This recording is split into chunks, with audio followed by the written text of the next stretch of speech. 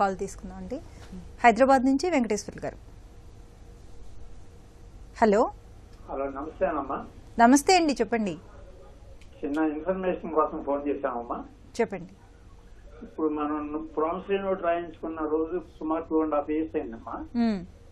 ఆ రోజే మాకు చెక్ ఇచ్చారమ్మా. ఇప్పుడు మేము పేమెంట్ చేయకపోతే చెక్ ని మేము పూర్తి చేసి వేసారమ్మా.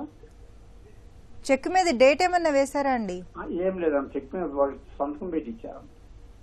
ఓకే, ఇది ప్రెజెంట్ చేసుకోవచ్చా దాని బదులుగా అంటారు అంతే? వాళ్ళు ఇవ్వకపోతే, మనీ ఇవ్వకపోతే ఈ చెక్ ప్రెజెంట్ చేసుకోవచ్చా అని అడుగుతున్నారు, అంతే కదండి? అవునమ్మా, అవునమ్మా మేడం.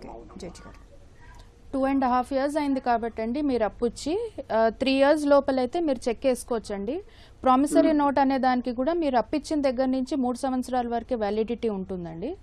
అట్లనే ఏ అప్ అయినా సరే 3 సంవత్సరాల వరకే మీకు లీగల్ రెమెడీ అనేది ఉంటుంది. సో మీరు సంతకం పెట్టి చెక్ ఇచ్చారు కాబట్టి 3 సంవత్సరాల లోపల, అప్పు ఇచ్చిన దగ్గర నుంచి 3 సంవత్సరాల లోపల చెక్ వేసుకోవచ్చండి.